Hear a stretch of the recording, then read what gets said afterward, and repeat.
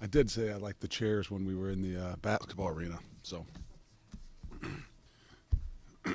I think Friday night, the atmosphere, the environment was something I hadn't. A couple years ago against UCF, but I thought that was the best I've seen since I've been here. Obviously the students, but I think the whole community and everything. Because on a Friday night, I always worry. High school football is so big around here, and it's kind of the night for high school football. And for us to have the environment, the atmosphere that we had on Friday night, it was really amazing. And obviously that's a lot to our students as well. But I think just in general, that was something that when they started bringing up those ideas a few years ago, it wasn't something I was really interested in. Not that we have a choice, but I just think that Friday nights were meant for high school football, and I think you lose a lot. But we definitely didn't lose a lot there. It was the first game we'd played 4 quarters, and I think that's what I was probably most impressed with our team. And I'm talking about from quarter 1 to quarter 4. A lot of other guys got an opportunity to play in the ball game. They went in with the same expectation, with the same effort and attitude. And I thought they played well, and nothing's perfect. And that was a tough team to do that with, especially defensively, with a lot of the different things that they did. So those younger guys got a chance to go in the game and, playing against a lot of things that they don't normally see. So I thought it was, great. But I think now, most importantly, we got to be able to move on. And I think for us as a team and as a program, it's really about how are we going to handle, this attention and the things that are going on. We can't bury our head in the sand. They can't be like me because they're not, meaning they don't have to go out and they don't have to be around, and they still got to go to class and be in the community and live on their phones at times. So we've been good about handling just the attention and some of the buzz, and it'll be a big deal for us to continue to handle some of the attention, some of the buzz, that we don't change the way we've done things. And I mean that not just how we play, but most importantly how we prepare. And so the maturity of this team is going to have to continue to grow. And they've done a really, really good job so far, but we're only 5 games in. So with that being said, we moving on to UCF and knowing that since I've been in the league, this is year 5. They've been the most talented team. I'm not saying by far, but the most talented team. Year in and year out in this league. And I think they are a very talented football team. They still have a lot of skill. I think they're really strongest up front, on both sides of the line with some veteran guys on the D-line and the O-line. But a new coach, obviously, with Coach Malzahn being his first year, he's been through it, and he's it's not his first rodeo. So he's done this for a long time, and I think that as a new group, they're similar in a lot of ways, but offensively, I think they've had to adapt and adjust, obviously with the new quarterback a little bit. But I don't think they've changed who they are, and I think defensively, in my mind, they're a much more sound team than they were the last couple years, and with the players that they got, it makes them really difficult. Open up to questions. It might not be quite the matchup everyone envisioned coming in because of Who? with UCF. Because Who envisioned? You? Yes, me. Okay. So we'll go with me. Because it's a matchup that I envisioned, but that's okay. So correct my expectations. How do you do that internally? They're not a ranked team coming in. They have an injured quarterback. How do you make sure that they don't lose focus with some of the changes? I think the biggest deal is to press play and believe what it is that you see. And, maybe it hasn't been as explosive the last couple of weeks as maybe they were a couple of years ago, but nonetheless, they still have that talent and they still have the big play capability. I think they're better defensively than they have been. And Sound was still really good football players. Maybe defensively they lost some back end guys that got drafted were really good football players. But I do believe that they're better in that category.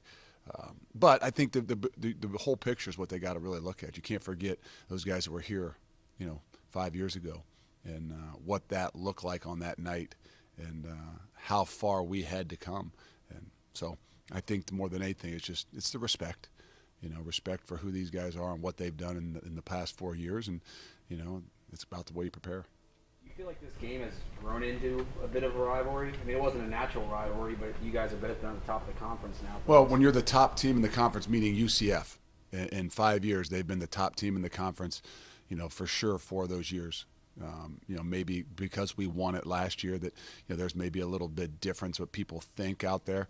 But overall, in my time here, they've been the best team in the conference. And so we've made it a rivalry, I guess you'd say, because they were the best.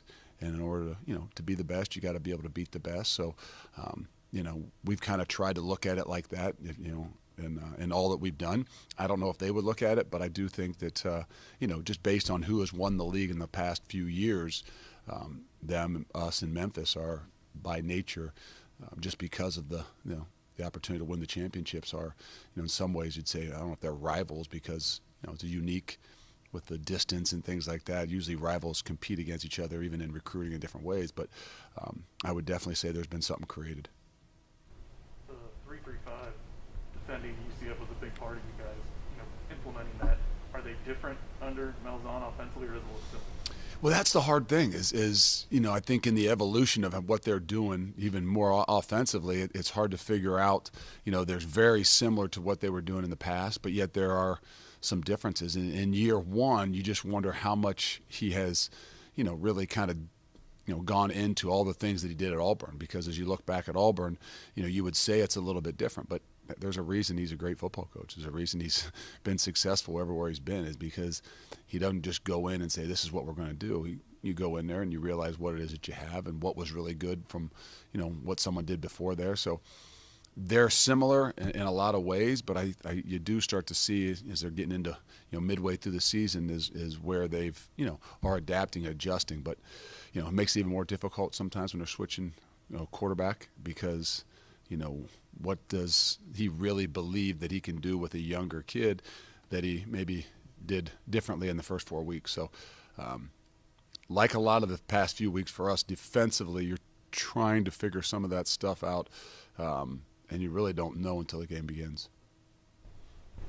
Luke, when did you find out you were number 3 in the country and the highest ranked team that's ever been here at UC? I don't know if anybody told me.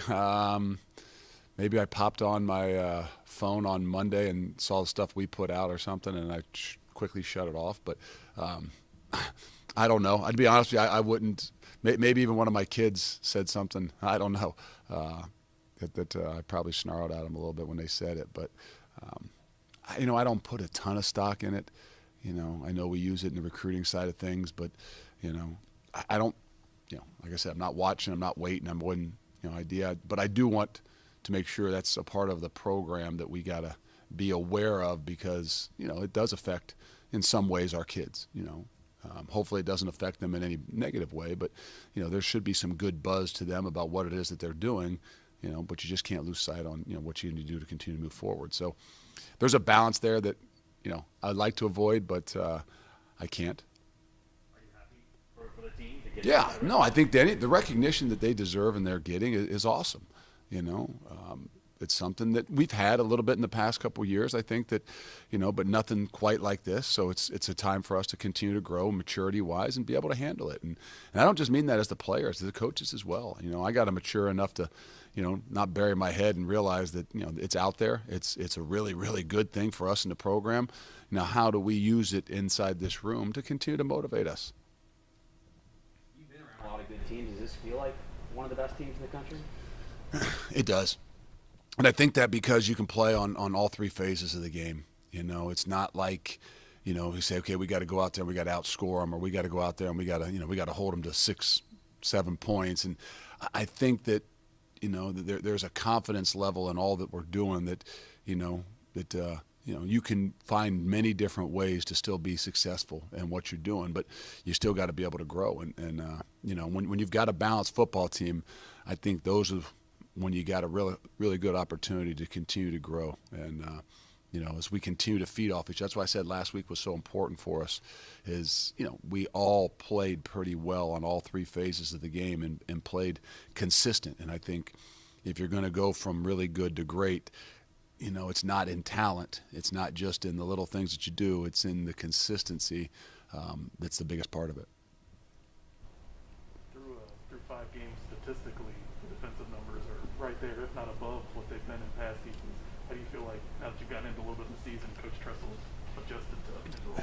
Really good job. I mean, he's had to adjust a little bit to the things that we do, but I think the biggest thing as a new guy in particular, Coach Tress walking in here, he, had to adjust to a lot of the different, I don't say schemes that we do, but even the personalities. And it's a tough job, because you're walking in, taking over for someone that was really respected and did a great job. And I don't mean that in what you're playing defensively, but just the connection with the guys. And as much as he's had to do and learn defensively, I think he's even had to do more understanding the makeup of a lot of these young men. And, to me, that's more important than what exactly we're doing defensively, what we're calling defensively. But it's how does everybody kind of work together. And I think that's the unique thing about us, and more so even the defense is, with a new guy, is there's a lot of different personalities that have been here a long time, and trying to, not say manage, but deal with all that. It's humbling, and I think he's done a phenomenal job with it. Coach, speaking of your defense, what type of impact has Darian Beavers had for you? How versatile has he been? He's done a really good job. I mean, he's grown a lot. He started off kind of as the dollar hybrid type for us, moved last year into the will linebacker spot. He's got a real future in football. And but it was I think the whole year it was going to say, hey, how much more comfortable can you be being a true linebacker, playing off the ball, doing the things we're asking you to do. We move him around a lot. We ask him to do a lot of different things. But he's continuing to grow. And sometimes you get that guy that's in his 5th year and they think, well, this is who I am, this is what I do.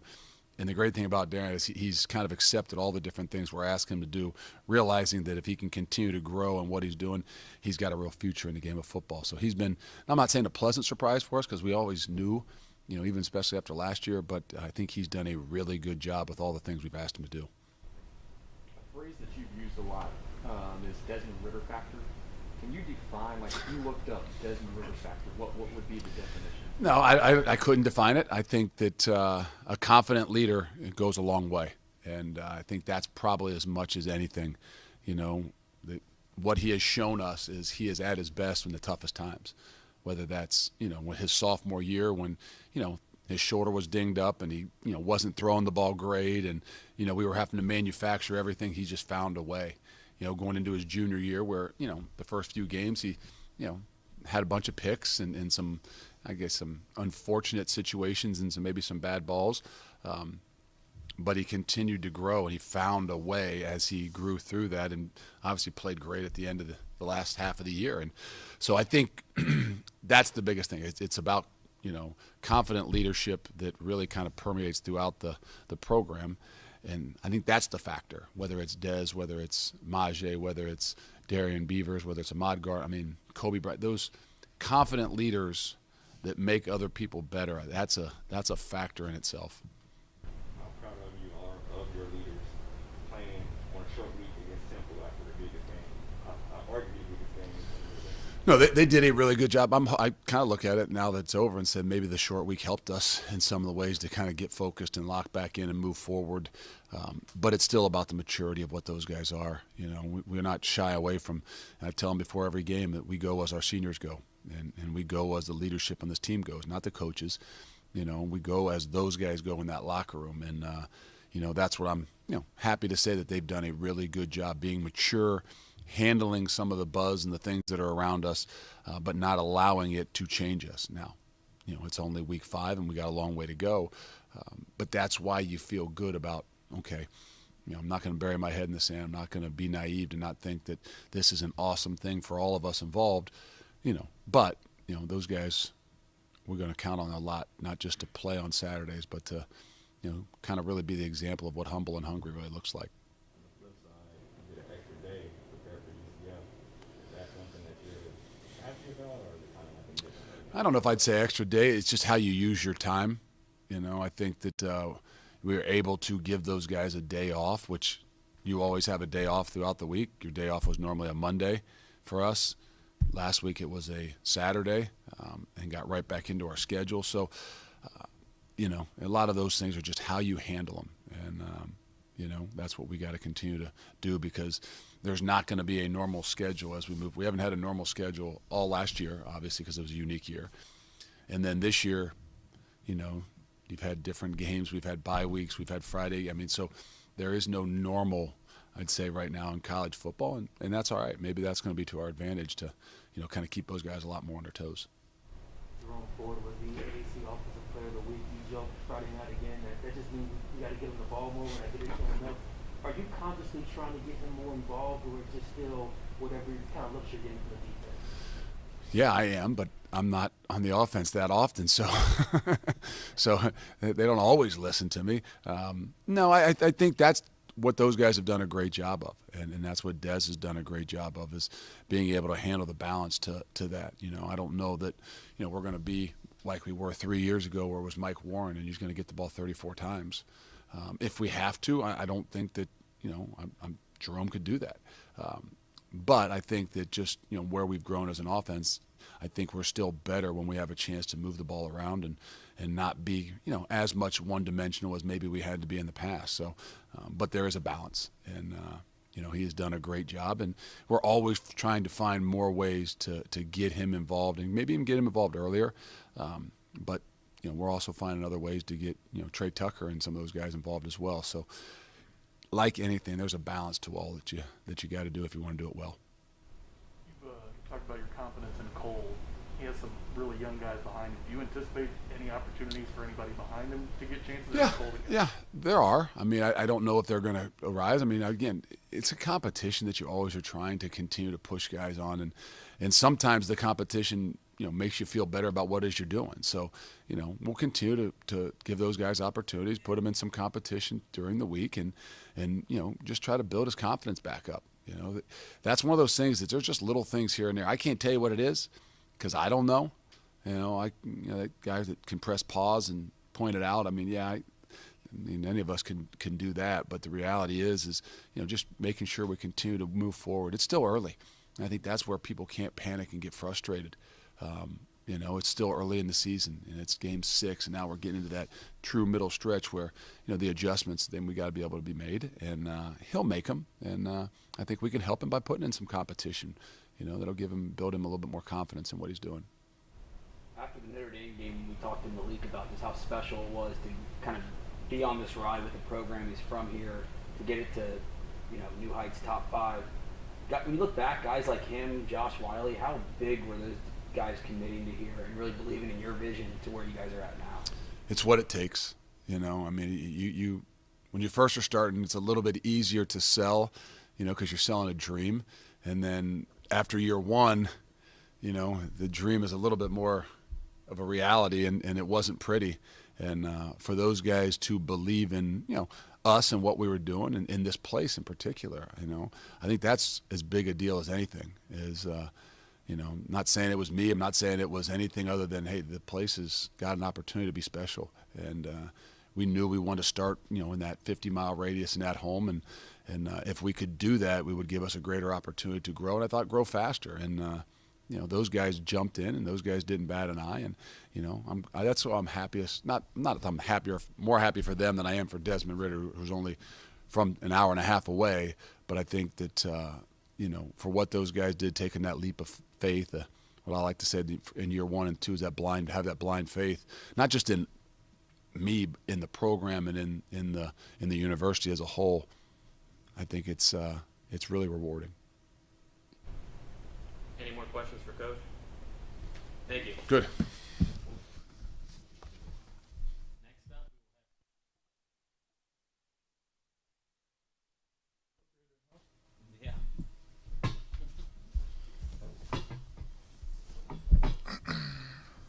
Questions for Des? Nope, we're good. How was the short week turnaround? How do you feel like internally you guys handle that? You certainly seem prepared on the field. You're talking about like for the Temple week. Yeah, I think we did a really good job of being able to bounce back real quick, not letting the outside noise kind of get in our heads. And, I think that showed on the field. I think we came out, we started fast. We were able to do everything we wanted to do and do it with a purpose. How loud did that noise get this weekend when you guys moved up to number 3 in the ranks? I mean, it got more noise, of course. I think you guys said that's the highest in school history. It's kind of cool. I was talking to Joey Graber in the locker room, and, he's a guy he's a second string, offensive guard, and, he comes from CCU, and I was like, Big Joe, like, you ever thought you would be here? And he was like, he was like, no, I've never thought I'd, one, be playing for the University of Cincinnati, two, be playing for a top 3, top 5 program, top team. So, we just looked at each other and said, man, it's a blessing, ain't it? He was like, let's just keep it going. You've watched, a lot of football growing up, college football, pro, whatever it is. Does this feel like one of the best teams in the country? I mean, I know you have that ranking next to you, but does it feel like you guys are at that level now? Yeah, we feel like we play, the best football that we try to play every single week, week in and week out. I think Coach Fick does a great job of saying, let me see if I get this right, but it's not going to be the best ranked team who wins. It's going to be the best team that plays together on Friday or Saturday. So, all those rankings and everything matters until you go out there and put the ball down and go out and play. And you just have to play all together as a team to win. Do you feel like that Georgia game, I know you didn't win, but and that Notre Dame game, that kind of proves what you just said? Yeah. I think you look back on the Georgia game, and I think that was a huge step for our program and our team as far as, going up and playing big-time teams, big-name teams. And it just gave everyone a boost of confidence. Even though we didn't win, it gave everyone a boost of confidence to be able to, that it doesn't matter what name's on the front of your jersey. That if you guys come out here and play as a team, it doesn't matter who's ranked what or what your name is, that, on any given Saturday, anyone can win. You've heard Luke, Coach Fickell talk about the Desmond Ritter factor. The Desmond Ritter factor. What does that mean to you when you hear that? He said that to me. Have you not heard him say that? He's talked to us about how the Desmond Ritter factor is something that kind of shines for you guys. When you hear that, what do you want the Desmond Ritter factor? What does that mean to you? I would just say someone who's able to lead, someone who's able to take control of a group and do it well, and not only on the field but off the field as well. To be able to take a group of people who who have a common goal, from people from all different parts of the world or whatever you want to say, and just be able to bring them together to accomplish one goal, and to go out and play as hard as you can. Every day, we wake up and we got to take that as a blessing, that we even get to do this. And so just, putting that mindset in everyone that this is a blessing that we get to do this, so why not do it as hard as we can? I think that's one thing that, I, not only myself, but try to push the team to go out every day and do, and try to be the best we can be. I think you completed passes to 9 different receivers on Friday. Is that something you're conscious of, spreading the ball around when you're in a game, or is it just finding the open guy? No, that's just how it plays out. We have certain plays designed for certain people, and, throughout the game, it might be, okay, well, hold on, has Wiley not gotten a touch here? So let's get him a touch. But other than that, I'm just sticking within our offense. That's just where the progression takes me. That's just where reads takes me. So, it just happens to work out to spread the wealth. When you get starting to go tempo and getting a little faster throughout the game, it makes it easier to spread the ball here and there. But, yeah. Does that speak to, a couple of years ago, I don't know if that would have been possible for you to complete the 9 different receivers. Does that speak to the talent level around you now? Yeah, not only the talent level, but, just the work ethic they've put in, and just the comfortability that I have with them and they have with me. That, I trust every guy who steps out on that field. And not saying that I didn't trust every guy, in years before. We just might not have the connection that we have now. So that's just a testament to all the hard work they've put in, and all the time we've put in together. Do you ever have to remind guys, I know maybe you haven't gotten one in a while, or you didn't get anybody that game. Do you have to do that in the locker room, or does everyone kind of understand that's the way? Everyone kind of understands. I think it's tough, especially for me being a quarterback, where I touch the ball every single play, to where you have guys like Mike Young or Tyler who, 1 week they catch 7 balls and 120 yards, and then the next week they might see 1 ball for 5 yards. So, that's very tough on them, and I think they do a great job of handling it, a great job of staying under control as far as emotionally. And they know their time's going to come. They know their number's going to get called, and they know when that happens, they're going to show up and make big plays. I don't know if you've noticed it on Twitter, but there's this movement of former Bearcats who are putting their college picture. Even Travis Kelce did it this week. As a guy playing here now, knowing that there's been really good teams here in the past, do you kind of feel like you're also taking along with you all the guys that have played here and have had good teams here are now enjoying your success. Do you kind of feel like those guys are part of the ride a little bit as well? Yeah, for sure. Even though they can't be here with us right now, not only just our former football alumni, but even all of Cincinnati, all the community, and all the Bearcat fans, we feel like strap on our come on our backs, we'll take you with us. That's what we want. We want everyone to come with us, to be all in one. But yeah. Have you seen those posts on Twitter? And if so, what's it like to kind of scroll through and kind of take that in? Yeah, so, the past couple of days just kind of scrolling through, and sometimes it's, the bigger name guys, Travis Kelce, Josiah DeGara, but then, you get some of the smaller guys too, and it's like, wow, they still, what Cincinnati still means to them, I hope still means to everyone that's here now in the next, 20, 15 years, whatever it may be. Has this UCF game turned into a rivalry for this team, and did you get a little juice, this week because of this game? Oh yeah, for sure. UCF, I feel like, has always been a big rivalry for us. We played them at home. I think it was 2 years ago, and that came down to a close one. But before that, the last time we had played them at home was my true freshman year, in 2017, and that game did not go so well. With, I don't know how many of you guys remember that. I think the score was like 60-something to very little going into the third quarter into a rain delay. So there's still a lot of bad blood and a lot of bad taste in our mouths that we get, especially also thinking about going down there playing on College game day. And you talk about big time games, big time atmosphere. So for us to come out here and put on a performance and play a 4-quarter game is going to be huge for us.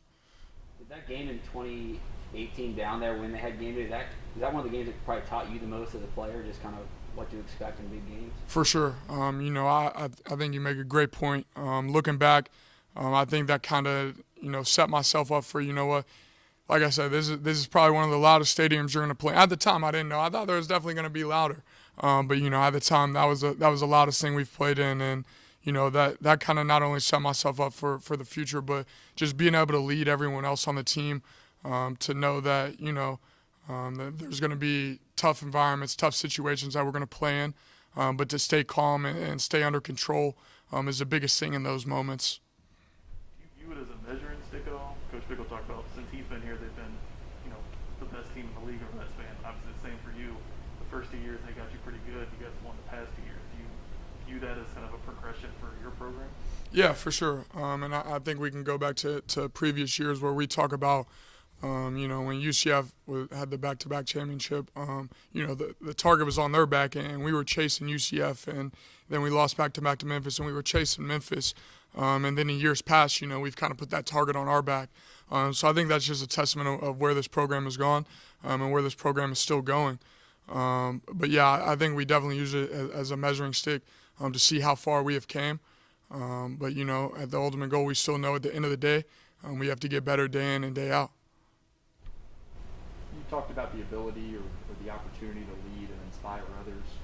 One thing that stuck out to me a couple weeks ago, some kids came up to you after the game with St. X shirts on, and you took the X picture with them. So what does that kind of moment mean to you? It just means a lot for me, for someone to travel up here. I know Louisville's not far away, but to know that I'm leaving a legacy somewhere else, not just in Cincinnati, but in Louisville, and then even deeper than that, but throughout my high school, where these kids aren't even in high school. I think they were in like 5th or 6th grade maybe. And back home, St. X is obviously one of our top high schools, and there's a rooted tradition throughout St. X, and just showing that I can be that leader and role model to these younger kids and these high school kids. It means a lot to me, and just one day to hopefully be able to give back and just leave a name there is going to be a great feeling.